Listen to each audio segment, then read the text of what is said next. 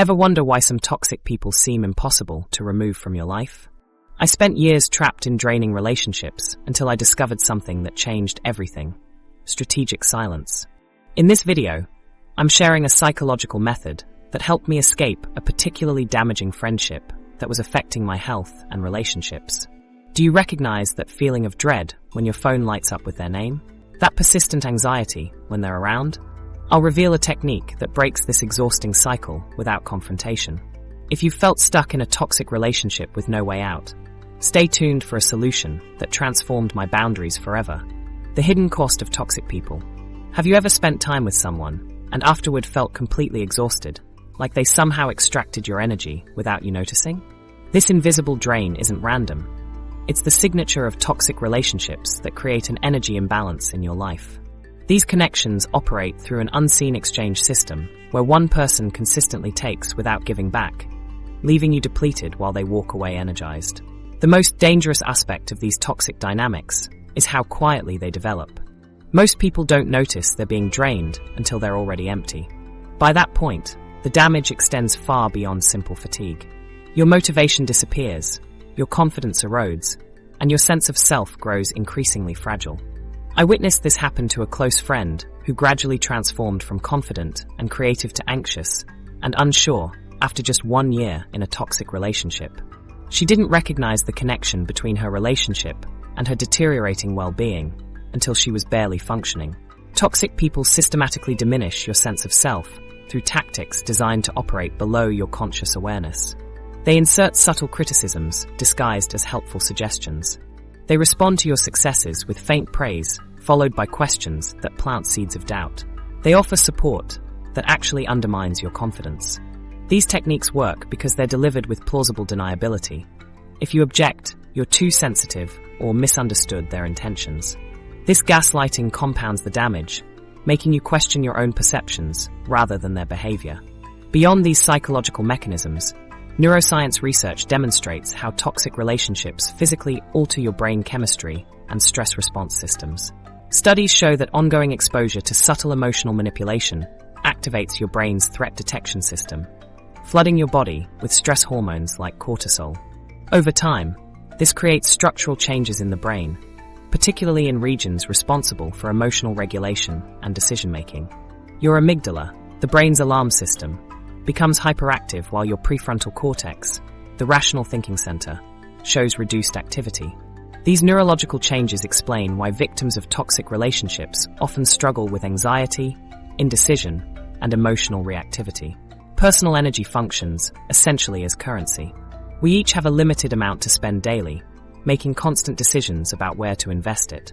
Healthy relationships involve mutual exchange. Both people contribute and receive energy through support, appreciation, and connection. Toxic people, however, engage in emotional theft, extracting your energy without permission or reciprocation. They demand attention, emotional labor, and support while offering little in return, creating an ongoing deficit in your energetic bank account. Your body recognizes this energy theft through warning signals. Unexplained fatigue after interactions, tension headaches, sudden anxiety before meeting certain people, and even digestive issues that correlate with their presence. I experienced this myself years ago with mysterious stomach problems that medical tests couldn't explain, which vanished completely after removing a toxic person from my life. The true insidiousness of these relationships comes from how they trap you in cycles of hope and disappointment. Toxic people provide just enough intermittent positive reinforcement to keep you engaged. They mix criticism with occasional praise, emotional neglect with moments of intense connection.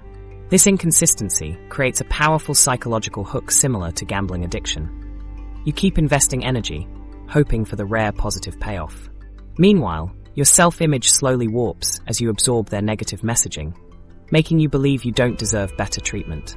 Freedom from these dynamics doesn't require dramatic confrontations. In fact, direct confrontation often strengthens the toxic bond through conflict and emotional intensity. There's another approach that breaks the cycle without creating additional drama. A method I'll share later in this video that allows you to reclaim your energy without providing them new opportunities to manipulate you.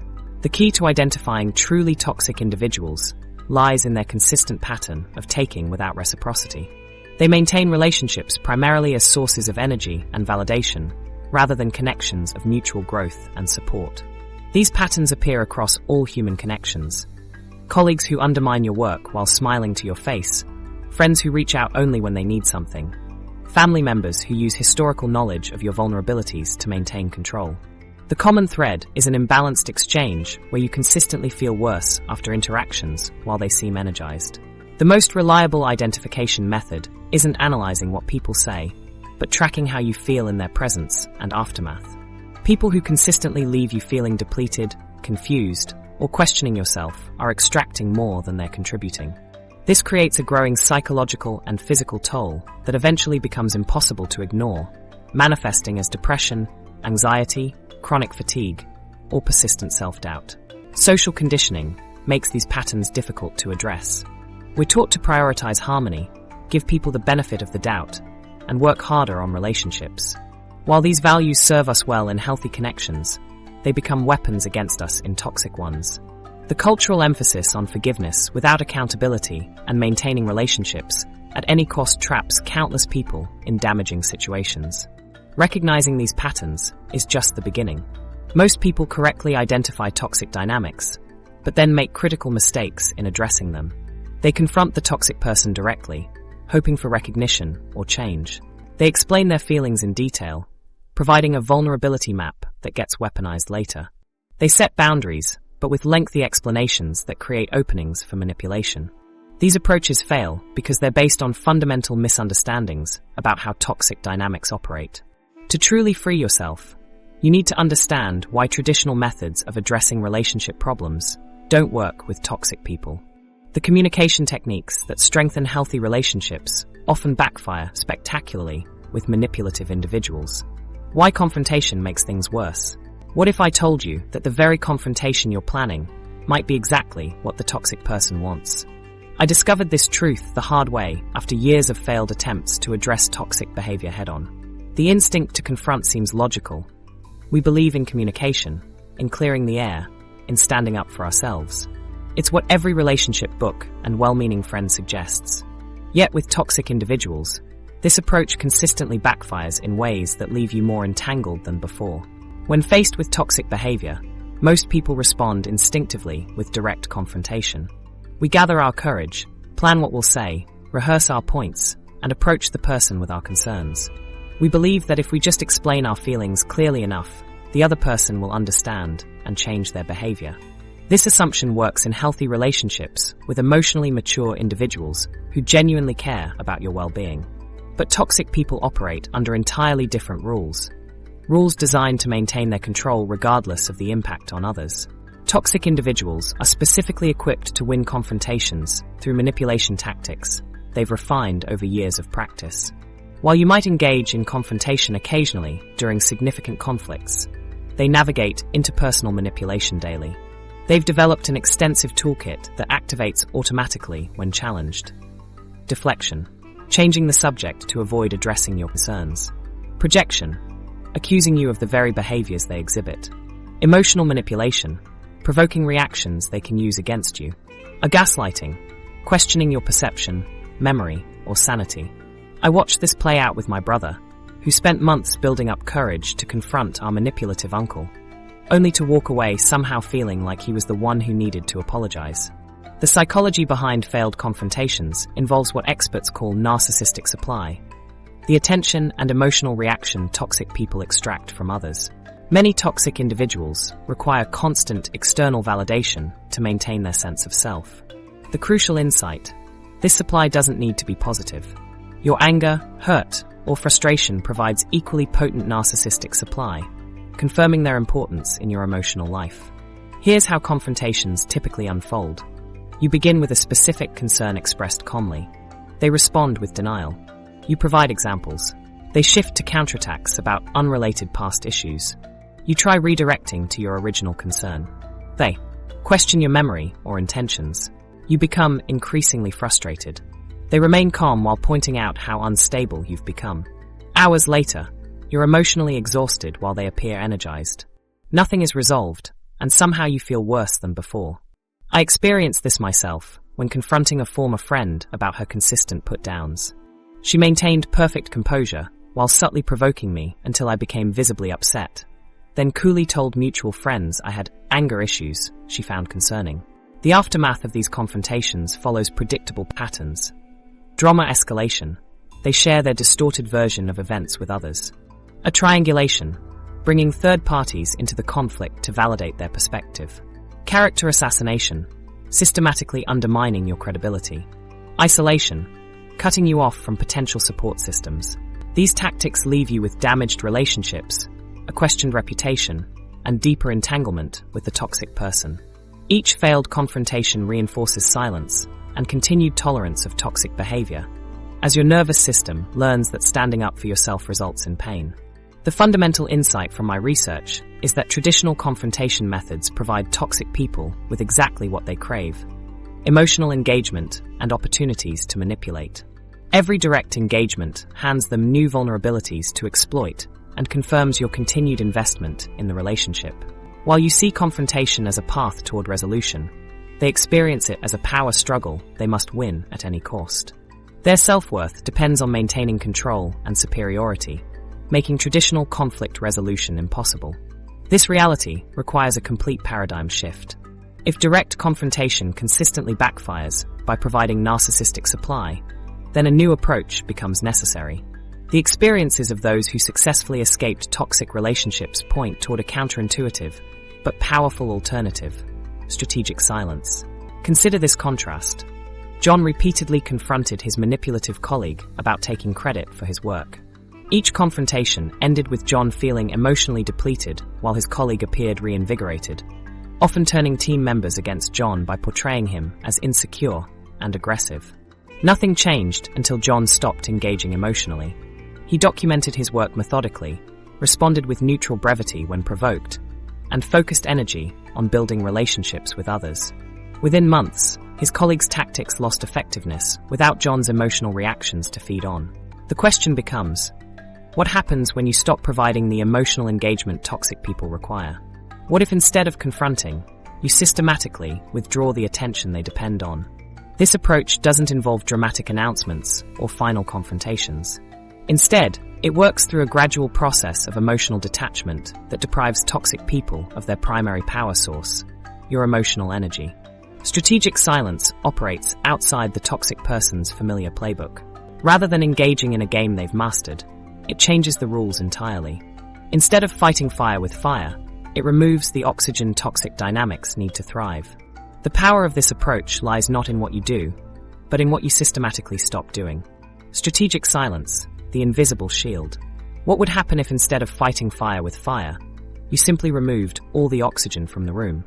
This question captures the essence of strategic silence, a method that doesn't fight toxic behavior directly, but rather removes the essential elements it needs to thrive. I discovered this approach after exhausting myself through years of confrontations that left me drained while changing nothing in the relationship dynamics. The method transformed my life so completely that I now consider it the most powerful tool for dealing with toxic people. Strategic silence isn't what most people think it is. It differs fundamentally from giving someone the silent treatment out of hurt feelings or to inflict punishment. Strategic silence is a deliberate psychological technique implemented with clear intention and awareness. Think of it as a conscious decision to remove yourself from a toxic exchange pattern without announcing your departure. You're choosing to redirect your energy toward healthier connections and personal growth. This distinction transforms silence from a reactive emotional response into a proactive strategy for self-protection. Many people resist this approach because they believe silence equals weakness or surrender. We're taught from childhood that standing up for ourselves means speaking out, that silence implies agreement, that retreating from conflict means letting others win. These cultural messages create resistance to strategic silence as a valid option. I struggled with this myself, feeling like I was somehow being cowardly by not confronting toxic people directly. What I gradually realized is that true strength often lies in refusing unnecessary battles. Strategic silence requires more discipline, self-awareness, and emotional regulation than confrontation, which often springs from impulse rather than strategy. To understand why strategic silence works, we need to examine the psychological mechanics of toxic relationships. These dynamics operate through a predictable exchange pattern. The toxic person engages in behavior that triggers an emotional response in you. Your reaction provides them with attention and power, which reinforces their behavior and completes the cycle. Strategic silence works by disrupting this cycle at its most crucial point, your response. When you cease providing the emotional reaction they seek, you effectively break the reinforcement chain that sustains the toxic dynamic. This resembles removing oxygen from a fire. Without this essential element, the flames naturally die out. I watched this work with my sister, who stopped responding to our mother's dramatic crisis calls. After several weeks of declining emotional engagement, our mother's behavior naturally shifted toward more respectful communication. Strategic silence differs from ghosting. Ghosting typically happens when someone can't handle the emotional labor of proper disengagement, leading to sudden disappearance without explanation. It's reactive and often impulsive. Strategic silence involves careful implementation with clear internal boundaries. You know exactly what you're doing and why. You're methodically reducing engagement while maintaining your composure and dignity. This intentional quality makes strategic silence more sustainable and less likely to create regret. The protective power of strategic silence comes from how it creates boundaries without providing new material for manipulation. When you confront a toxic person, you give them insight into what hurts you and what strategies effectively provoke your emotional responses. Each confrontation provides them with updated information they can use to refine their manipulation tactics. Strategic silence prevents this information exchange. You stop supplying them with emotional data points they can weaponize against you. I experienced this firsthand with a former colleague who used every confrontation to gather ammunition for future conflicts. When I implemented strategic silence, he lost his source of information and gradually lost interest in targeting me. One immediate benefit is energy conservation. Toxic relationships create significant drains through the emotional labor of managing conflicts, processing manipulation, and strategizing responses. Strategic silence preserves these resources by eliminating the constant emotional processing that toxic relationships demand. This energy reclamation creates a cascade of positive effects as you reinvest in areas of life that actually nourish rather than deplete you. The transformative potential extends beyond single relationships. As you practice strategic silence, you develop skills that transfer to other connections. You become more discerning about energy exchanges in all relationships. Your boundaries strengthen across all areas of life. Many people report that their entire social landscape transforms as they naturally gravitate toward healthier connections while creating distance from draining ones. What makes strategic silence powerful is its divergence from the patterns toxic people expect and know how to manipulate. Most toxic individuals have extensive experience handling confrontation, anger, and emotional pleas. They've developed sophisticated responses to these approaches. But strategic silence operates outside their skill set. It doesn't give them hooks to engage with or emotional reactions to feed on. It's like trying to have an argument with someone who isn't there. Eventually, the energy required to maintain one-sided hostility exceeds the benefits. Strategic silence combines external disengagement with internal emotional detachment. When you merely ignore someone while remaining emotionally invested, they still maintain power over your internal state. True strategic silence involves reducing both visible engagement and invisible emotional reactivity. This dual approach creates a comprehensive boundary that protects both your external environment and internal emotional state. Before applying strategic silence, accurately identify which relationships consistently drain rather than nourish you. This identification process requires honest assessment of how different people affect your energy, mood, self-perception, and overall well-being over time. The next step is recognizing precisely who depletes your energy through specific manipulation tactics and behavioral patterns. Identifying your energy vampires. What if the person draining your life force isn't who you think it is? During my research into toxic relationships, I discovered something that shocked me. Some of the most energy-depleting people in our lives aren't the obvious villains we easily identify. They're often the individuals we respect, admire, and even defend to others. The mother who sacrifices everything for her family while subtly reminding them of their eternal debt. The charitable community leader who publicly supports causes while privately exploiting volunteers. The boss who promotes family culture while creating impossible standards that prevent work-life balance. These energy vampires operate behind socially acceptable masks that make their behavior difficult to name and address. I worked with a client named Jessica who came to me exhausted and depressed. While she initially blamed a critical coworker for her fatigue, our energy tracking revealed her 15-year best friend was actually her greatest drain. This friend presented herself as Jessica's biggest supporter, while consistently undermining her confidence through concerned questions about her decisions and subtle comparisons that left Jessica feeling inadequate. After each coffee meetup, Jessica would experience tension headaches that lasted for hours, a physical warning sign she had previously attributed to caffeine sensitivity. What makes these hidden energy vampires so dangerous is how they blend into the background of our lives. Society gives certain roles automatic respect: the devoted parent, the community volunteer, the religious leader, the caring friend. When someone in these positions drains you, you're more likely to blame yourself than question the relationship. You wonder what's wrong with you for feeling depleted after spending time with someone who does so much for others. This self-blame compounds the energy drain, creating a double depletion, first from the interaction itself, then from the guilt about your negative feelings afterward. Some of the most respected people in your life might be your biggest energy drains precisely because their social position provides perfect cover for their behavior. The family matriarch who demands constant attention while positioning herself as the selfless caretaker. The mentor who offers guidance that keeps you dependent on their approval. The spiritual leader who preaches humility while requiring constant validation from followers. These relationships create cognitive dissonance. Your direct experience of depletion conflicts with the person's social image, causing you to doubt your own perceptions. Before energy vampires show obvious toxic behavior, they send subtle warning signs that most people overlook. Pay attention to interaction patterns. Does someone consistently steer conversations back to themselves? Do they offer help that creates more work for you? Do they diminish your achievements? These early warning signs often appear as minor irritations that gradually intensify over time. Through my work with hundreds of clients, I've identified several distinct categories of energy vampires. The victim creates endless crises that only you can solve, feeding on your concern while never taking steps toward independence. The narcissist requires constant admiration, viewing relationships primarily as sources of validation. The controller manages relationships according to their preferences, initially appearing helpful while creating dependency.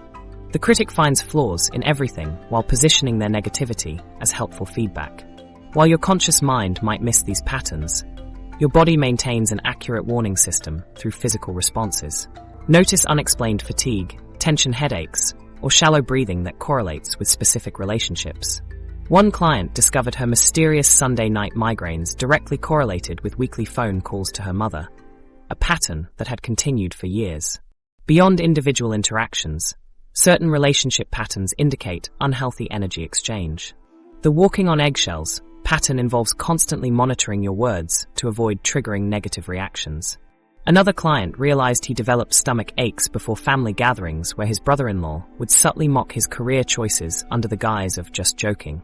These physical symptoms represent your body recognizing energy depletion before your conscious mind acknowledges it.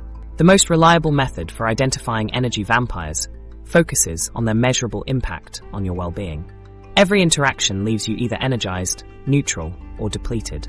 By tracking this energy flow, you create an objective measurement system that reveals the truth about your relationships without labeling someone as bad.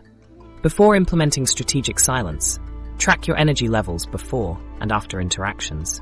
Create a simple system. Rate your energy from 1 to 10 before seeing someone, then again afterward. Note physical symptoms, emotional state, and recovery. Time.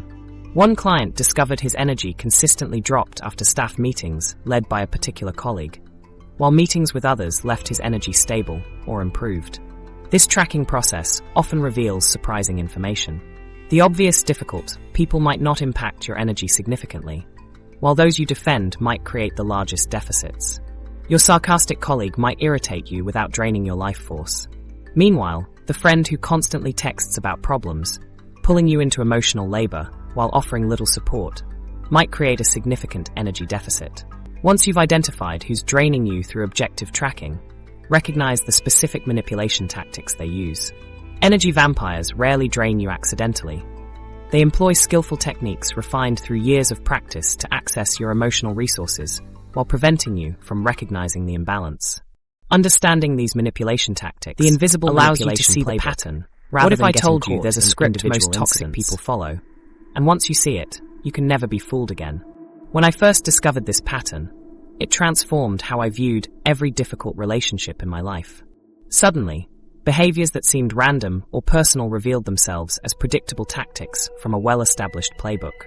This revelation didn't just help me understand what was happening. It freed me from the confusion that kept me trapped in toxic dynamics for years. Toxic people follow behavioral patterns, so consistent they're almost formulaic.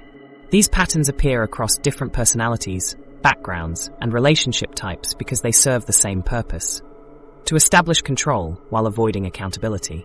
The playbook transcends individual circumstances. I worked with a client who recognized the exact same manipulation sequence in both her controlling mother and her domineering boss, despite these people never having met. What makes these patterns particularly dangerous is that most victims don't recognize them until they're already deeply entangled in the relationship. By the time the behavior becomes obvious enough to name, you've invested significant emotional energy, developed attachment, and adjusted your own behavior to accommodate the toxic person. Your perspective becomes distorted through consistent exposure to manipulation. I remember not recognizing my friend's manipulative behavior until I described it to someone outside the relationship, who immediately identified it as textbook emotional abuse. The manipulation playbook: recognizing common tactics. Gaslighting destabilizes your entire sense of reality by systematically making you question your own perceptions, memories, and sanity. A gaslighter might deny saying something you clearly heard, insist an event happened differently than you remember, or claim you're too sensitive when you express hurt. I experienced this with a former roommate who would regularly move my belongings, then insist I had misplaced them, eventually leading me to question my own memory. Projection allows toxic people to deflect responsibility while simultaneously attacking you. They attribute their own unacceptable thoughts, feelings, or behaviors to you. The jealous partner accuses you of cheating. The dishonest colleague questions your integrity. This tactic creates a disorienting effect where you defend against accusations that actually describe the accuser's behavior, often targeting your deepest insecurities. Triangulation brings a third party into your relationship to create insecurity or confusion. The toxic person might compare you unfavorably to others or relay altered messages between people who could speak directly. This isolates you while positioning the manipulator as the central connection point. I've seen friendships destroyed when a manipulator told each person different versions of what the other said, creating artificial conflict. Love bombing creates an emotional high at the beginning of relationships that keeps you hooked long after problems emerge. The toxic person overwhelms you with excessive affection and positions themselves as your perfect match. They learn your vulnerabilities and desires, then present themselves as the solution to your deepest needs. This creates a powerful bond that becomes difficult to break, even when the relationship turns harmful. The manipulation cycle: how toxicity progresses. Early relationships rarely show obvious manipulation. Instead, toxic people test boundaries with subtle behaviors, inappropriate jokes, forgotten commitments, or minor requests that gradually increase. These early red flags often register only as slight discomfort rather than clear warnings. Many toxic relationships follow a predictable cycle of idealization, devaluation, and discard. During idealization, they present their best self and treat you exceptionally well. During devaluation, they gradually begin criticizing or dismissing you while withdrawing positive attention. Finally, during discard, they pull away completely. This cycle may repeat multiple times, creating an addictive pattern of emotional highs and lows. Throughout this progression, your boundaries undergo systematic erosion through a process so gradual you rarely notice it happening. The toxic person begins with small violations while watching your response. If you accept these small transgressions, they incrementally increase the boundary violations. Each escalation is small enough that protesting seems unreasonable. After all, you accepted similar behavior yesterday. The complete manipulation cycle creates a powerful psychological trap. First comes the perfect connection during love bombing. Next comes intermittent reinforcement, as they alternate between treating you well and poorly. Then comes isolation, as they separate you from supportive people. Finally comes dependency, as your self-trust erodes. through gaslighting while your emotional needs become increasingly tied to the toxic person's approval. Reclaiming your power. Recognizing these manipulation tactics provides a crucial advantage: the ability to identify toxic people before they drain you completely. When you can spot manipulation in its early stages, you can implement protective strategies before becoming deeply entangled. You regain the power of conscious choice rather than reacting from an already compromised position. The emotional impact diminishes significantly when you can name the tactics being used against you and recognize them as part of a predictable pattern rather than taking them personally. With this understanding of how manipulation works at a tactical level, you're ready to implement the step-by-step silent removal technique. This method works precisely because it addresses the specific manipulation tactics we've discussed, systematically removing their effectiveness while protecting your energy and well-being. Instead of trying to outsmart a toxic person at their own game, strategic silence changes the game entirely, shifting from their arena of manipulation to your arena of conscious choice and energy preservation. The silent removal technique. Phase 1. What if you could disappear from someone's life while still being physically present? I discovered this possibility after years of trying every confrontation method imaginable. This seemingly contradictory concept forms the foundation of the silent removal technique, a method that begins not with external actions, but with internal preparation. Phase 1 involves creating psychological distance before making any visible changes in your behavior. This internal work creates the foundation for everything that follows. The first phase of strategic silence involves mental and emotional preparation that happens entirely within you. Nobody else will notice these changes. That's intentional. This internal preparation involves setting clear boundaries in your mind about what behaviors you will no longer accept.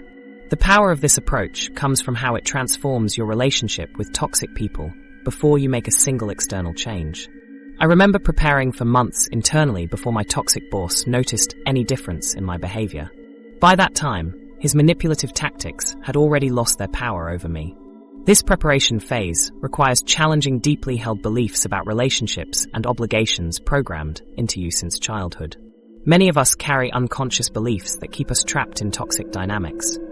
Family always comes first, no matter how they treat you. Walking away means you didn't try hard enough. Good people always forgive. Setting boundaries is selfish. These beliefs form invisible chains that keep you engaged with people who consistently harm you. Breaking these mental patterns requires examining where these beliefs came from and whether they serve your well-being. I worked with a client who struggled to distance herself from a manipulative friend until we identified her core belief.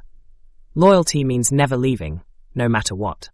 This belief had been instilled by her father, who abandoned the family when she was young. Her fear of resembling him kept her trapped in toxic friendships long after they became harmful. Only by recognizing and challenging this belief could she begin creating healthy distance without overwhelming guilt. Emotional detachment is a crucial skill developed through specific practices. This means creating healthy psychological distance from people who manipulate your emotions. The goal is to observe your emotional reactions without being controlled by them. When a toxic person attempts to provoke anger, guilt, or insecurity, you notice these feelings arise without automatically acting on them. This creates a crucial pause between trigger and response. The practice begins with observation. When interacting with a toxic person, mentally step back and watch the interaction as if viewing a movie. Notice their tactics, the emotional buttons they push, and your responses without judgment. This awareness creates space between you and your automatic reactions. I found it helpful to mentally narrate these interactions in the third person. She's using guilt to make him feel responsible for her happiness again. 3 techniques can accelerate emotional detachment. 1. Grey rock visualization. Imagine yourself as a smooth rock in a stream while interacting with toxic people. 2. Emotional container technique. Mentally place your reactions in an imaginary container to examine later. 3. Compassionate observer practice. Watch your interactions from a perspective of curiosity rather than judgment. Reducing emotional reactivity to provocations is critical. Toxic people maintain control by triggering strong emotional responses. Breaking this pattern means developing techniques to remain emotionally steady despite deliberate provocations. The stop technique works effectively. Stop when triggered, take a breath, observe your thoughts without judgment, and proceed mindfully. I remember the first time this practice truly clicked for me. During a family gathering, My mother used her typical guilt tactic that had always worked before. "After all I've sacrificed for you," she began. I felt the familiar wave of guilt rising, but instead of immediately reacting, I observed the feeling. That's interesting, I thought. My body is responding with tension, but I don't have to act on it. I took a deep breath and responded calmly instead of defensively. The look of confusion on her face was priceless. Her reliable trigger had suddenly stopped working. When you begin withdrawing your emotional energy, toxic people invariably escalate their behavior to regain control. Understanding this pattern prevents you from being blindsided by their reaction. Anticipate specific escalation tactics based on past behavior. Will they create dramatic crises? Spread rumors? Recruit others to pressure you? Knowing these likely responses allows you to prepare specific countermeasures. Creating psychological readiness involves mental rehearsal of challenging scenarios. Visualize specific situations where the toxic person might escalate, then mentally practice maintaining your composure. I spent weeks mentally rehearsing responses to my mother's guilt tactics before implementing any changes. When she eventually escalated as anticipated, I was prepared rather than reactive. Your boundary setting practice should include 1. Defining non-negotiable boundaries, behaviors you will absolutely no longer tolerate. 2. Identifying flexible boundaries, behaviors you'll tolerate in limited amounts. 3. Documenting these boundaries privately and reviewing them regularly. 4. Practicing mental boundary visualization. Imagine a protective field surrounding you. Before implementing external changes, establish these internal boundaries and practice emotional detachment consistently.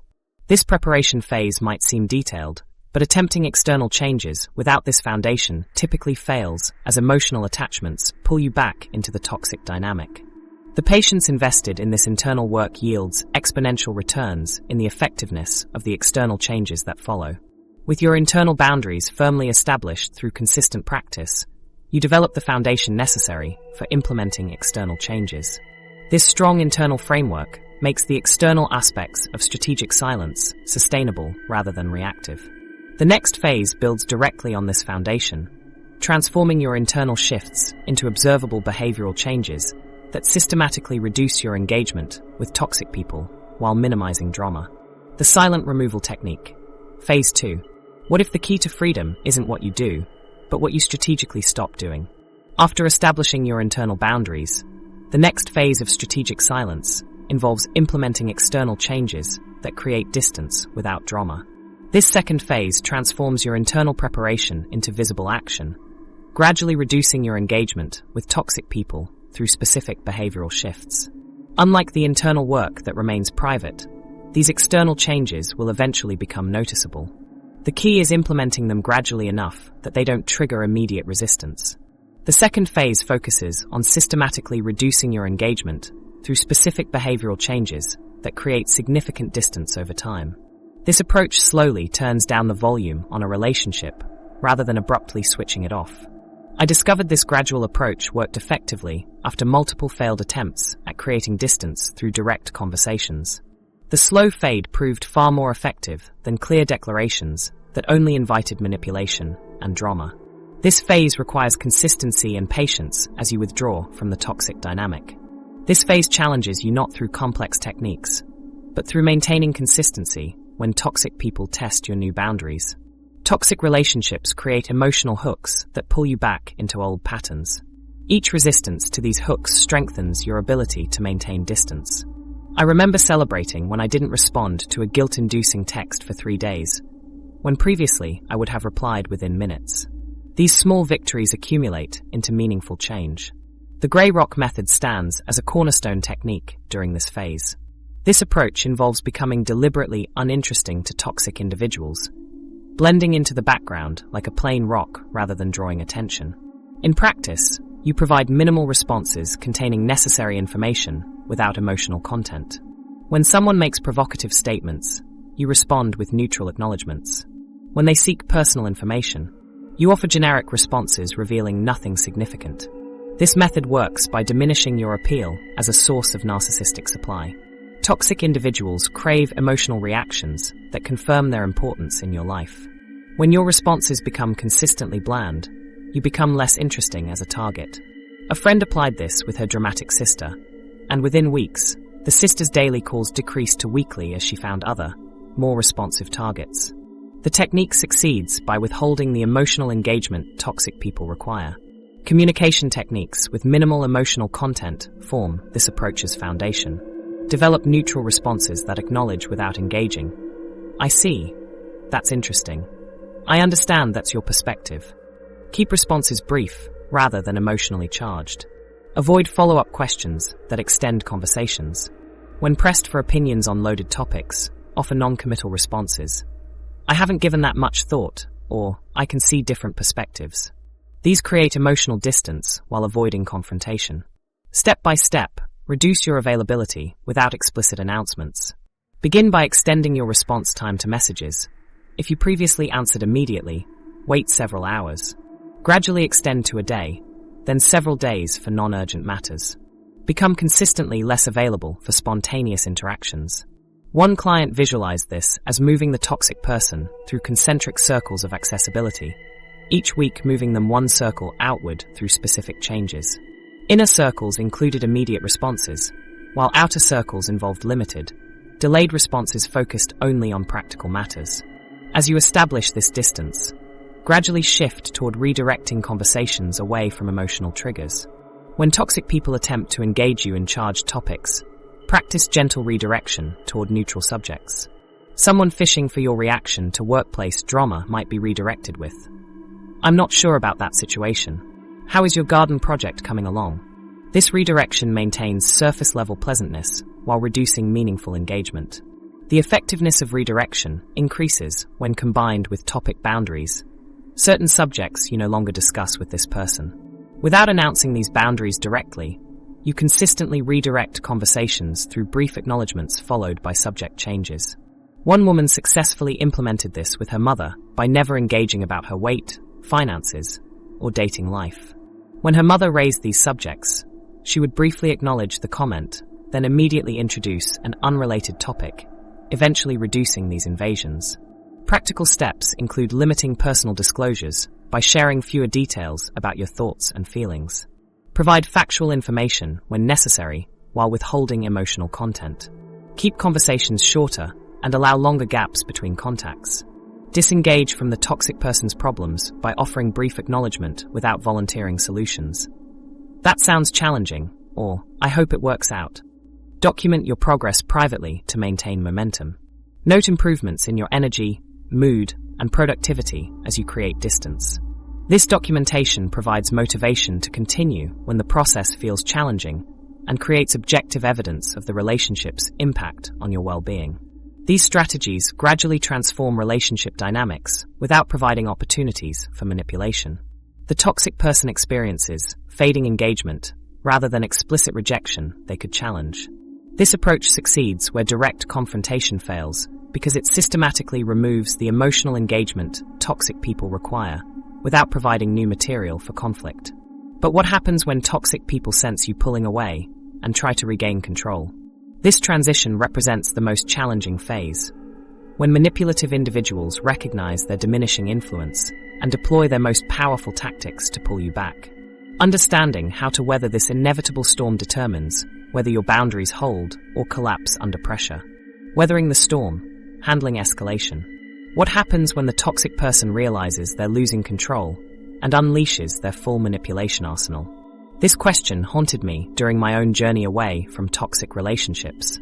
I had naively believed that reducing contact would lead to a natural fading of the relationship. Instead, I encountered a storm of manipulation tactics, so intense it nearly broke my resolve.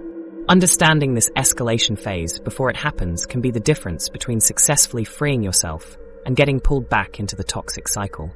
When toxic people sense you pulling away, they typically escalate their behavior to regain control. This reaction isn't personal, it's a predictable response to perceived loss of supply. Think of it as withdrawal symptoms from an addict who's losing access to their drug of choice. Your attention, emotional reactions, and energy have been their sustenance. As this supply diminishes, they instinctively intensify efforts to restore it. I've observed this pattern repeatedly with clients implementing strategic silence. The initial phases often proceed smoothly until the toxic person notices the change, at which point the real challenge begins. This escalation phase is precisely where most people abandon their boundaries and get pulled back into toxic dynamics. The intensity of manipulation during this period can overwhelm even strong-willed individuals who weren't prepared for the onslaught. The toxic person knows exactly which buttons to push, which insecurities to target, and which tactics worked on you previously. They've had years to study your vulnerabilities. Without preparation, these targeted attacks often succeed in breaking resolve at the moment when freedom was finally within reach. Common escalation tactics include emotional outbursts. The toxic person displays extreme anger, uncontrollable crying, or dramatic despair, emotions calibrated to trigger your caretaking instincts. These displays often seem disproportionate, like sobbing hysterically over a delayed text response. Response strategy. Maintain calm neutrality with phrases like, "I understand you're upset right now," without rushing to comfort or engage. A guilt trips. They remind you of everything they've done for you, position themselves as victims of your abandonment, and question your character. They might say, "After all I've done for you, this is how you repay me?" Response strategy. Recognize the manipulation without internalizing it. Remind yourself that healthy relationships don't require scorekeeping or emotional debt. Smear campaigns. When private manipulation fails, they spread false information about you to mutual connections. They might claim you've abandoned them during their time of need or fabricate stories of harm you've caused. Response strategy.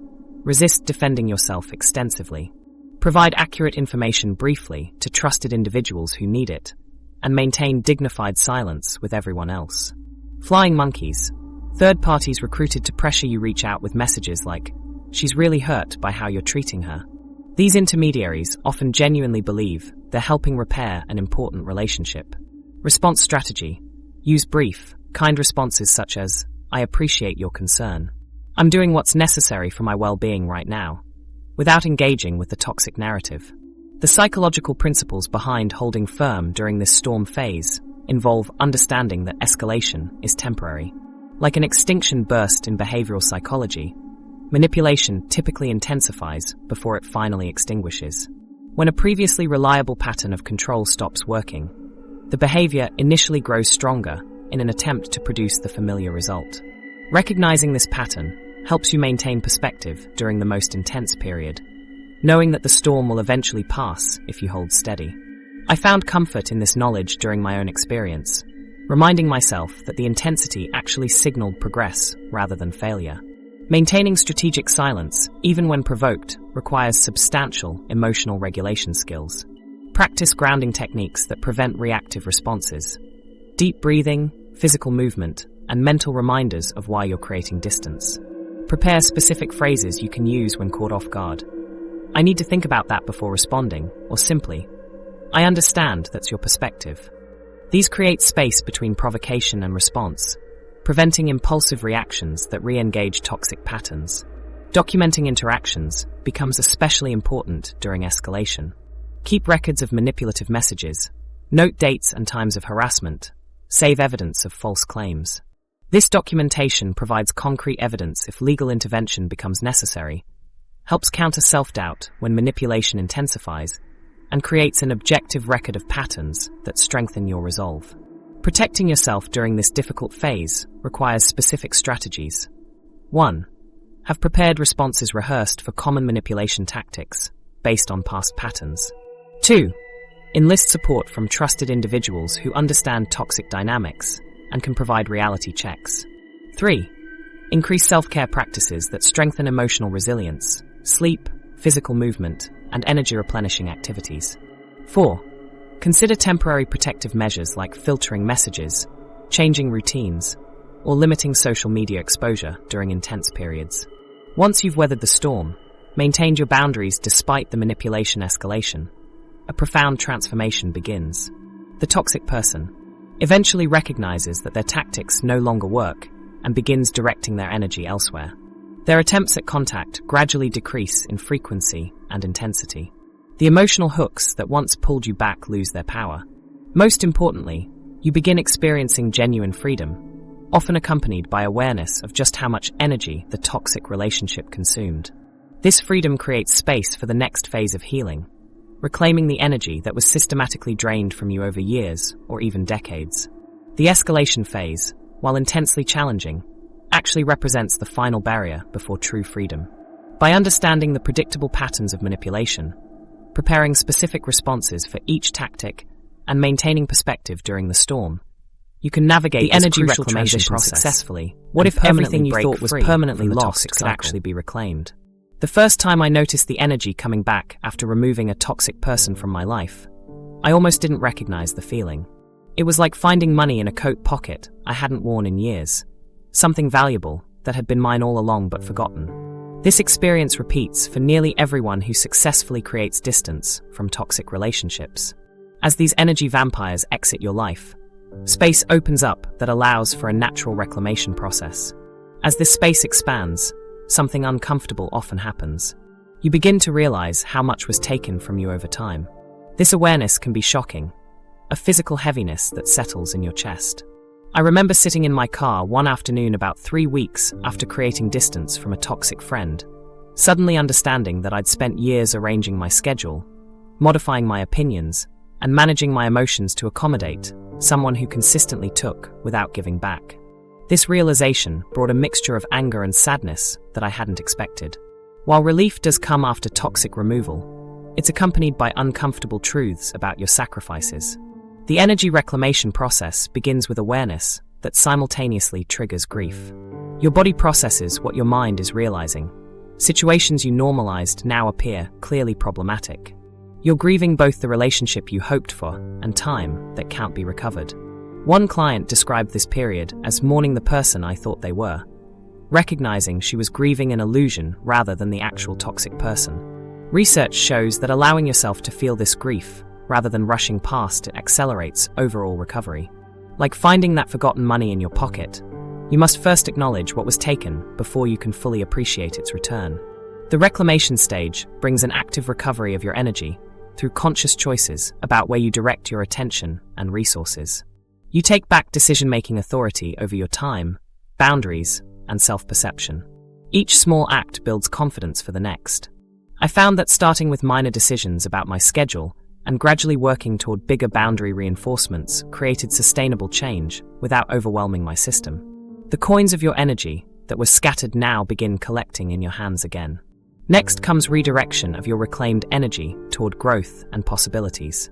This begins with small surges of creativity or interest in previously neglected areas. Maybe you rediscover an old hobby, feel curious about learning something new, or experience genuine enthusiasm that had been dormant. These moments expand as more energy becomes available, eventually creating a sustained sense of renewal. The toxic relationship no longer dominates your mental landscape, allowing new growth to emerge naturally. Several techniques can accelerate this energy reclamation. Prioritizing self-care creates a foundation for healing by addressing physical depletion. This means basic maintenance like adequate sleep and nutritious food, but also activities that specifically replenish your energy. Identifying what truly restores you, whether time in nature, creative expression, or connection with supportive people, speeds recovery significantly. Intentional energy tracking helps identify where your resources still leak unconsciously toward the toxic relationship. Notice when thoughts about them consume your mental space, or when worry about their reactions influences your choices. A client created a simple practice of asking, "Whose life am I living right now?" whenever she caught herself ruminating about a toxic ex-partner. This awareness alone helped her reclaim mental energy that was still flowing outward. As you reclaim your energy, relationships with others transform. With more resources available, you engage differently with people around you. Connections that were neglected during the toxic relationship strengthen as you have more to give. I was surprised by how my relationship with my sister deepened after removing a toxic friend. I simply had more emotional availability for meaningful connection. Physical and mental changes accompany this process. Improved focus emerges as your attention is no longer fragmented. Tasks that previously required enormous effort become more accessible. Anxiety reduces as your nervous system recognizes the threat has diminished. Sleep improves dramatically as hypervigilance decreases. Creativity returns in whatever form is natural for you, whether problem-solving at work or imagining new possibilities for your life. The energy reclamation process resembles recovering from a long illness rather than finding an immediate cure. Some days bring noticeable improvement, while others involve temporary setbacks as your system continues healing. The timeline varies significantly between individuals, influenced by the length of the toxic relationship, your support system, and personal resilience factors. Once toxic people are removed, specific changes confirm your energy is returning. Many people report a physical lightness, tension releases from shoulders, jaw, and back that you didn't even realize was there. Decision-making becomes clearer without manipulation clouding your perception. Your natural personality traits that were suppressed re-emerge, often surprising you with aspects of yourself you'd forgotten. That pocket change you rediscovered grows into substantial wealth. This reclamation creates a profound sense of coming home to yourself. The energy that returns must be directed toward rebuilding aspects of yourself that were compromised: your confidence, boundary systems, and trust mechanisms. This rebuilding phase represents the final stage, reconstructing a stronger, more resilient version of yourself that carries forward wisdom gained through the challenging experience rather than remaining defined by it. Rebuilding after toxic exposure. What if the person you were always meant to be has been waiting for you on the other side of this toxic relationship? I discovered this truth after finally creating distance from a manipulative friend. The space that opened up wasn't just absence, it was possibility. But I quickly realized that removing the toxic person was just the beginning.